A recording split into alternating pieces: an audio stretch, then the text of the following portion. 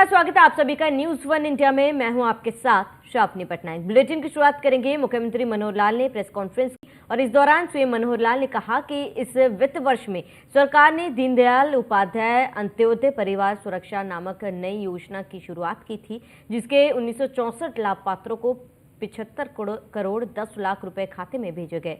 गुरुवार को 1159 और अन्य लाभ पात्रों के खाते में 44 करोड़ 48 लाख रुपए की राशि डाली गई।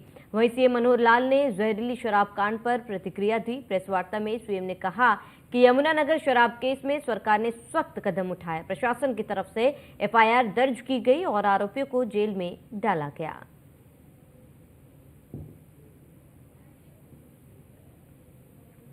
तो एक अन्य किस्त को लेकर भी सीएम मनोहर लाल ने जानकारी दी है और गरीब परिवारों के लिए शुरू की गई थी ये योजना और मुख्यमंत्री मनोहर लाल ने प्रेस कॉन्फ्रेंस कर इस बात की जानकारी दी थी।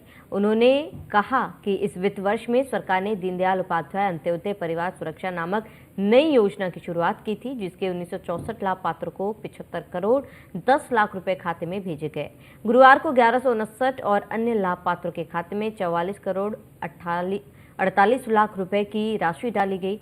वहीं स्वयं मनोहर लाल ने जहरीली शराब कांड पर प्रतिक्रिया दी। प्रेस वार्ता में स्वयं ने कहा कि यमुनानगर शराब केस में सरकार ने सख्त कदम उठाए थे। प्रशासन की तरफ से एफआईआर दर्ज की गई और आरोपियों को जेल में डाला गया है और इसी तरह की सख्त कार्रवाई हरियाणा सरकार द्वारा की जाएगी।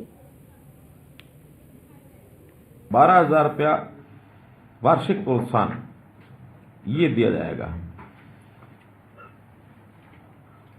और ये कुल मिला के सभी नगर निगम, नगर पालिका और नगर जो हमारे परिषद सबके 25% जो ऊपर वाले होंगे उनके कर्मचारियों को 12,000 रुपये दिया जाएगा।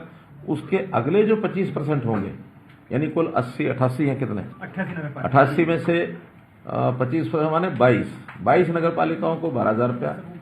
अगली 22 जो नगर पालिकाएं होंगी वो अलग अलग श्रेणी के हिसाब से जैसा भी योजना होगी तो उसके हिसाब से उनको 9,000 रुपया वार्षिक प्रोत्साहन ये दिया जाएगा और कुल मिलाकर इसमें 4 किस्तों में ये देंगे हर 3 महीने के बाद, ताकि उनको उसका लाभ लगातार मिलता रहे।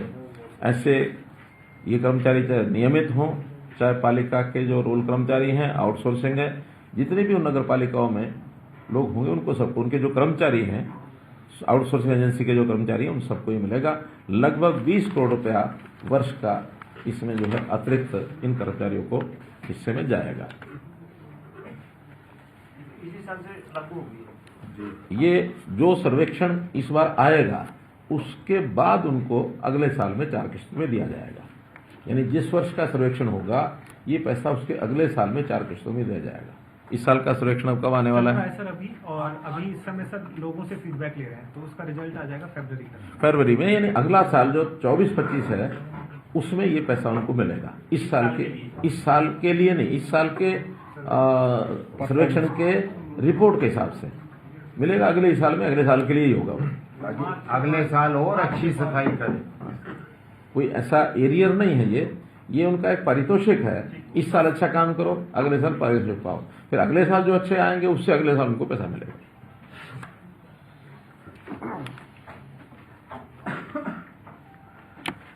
एक विषय है कोविड का। कोविड के दिनों में हमको मालूम है कि बहुत से नियम केंद्र सरकार की ओर से भी बनते रहे हैं, प्रदेश सरकार की ओर से भी बनते रहे हैं। उसको सख्ती से लागू करने की बात भी ये हमेशा आई है।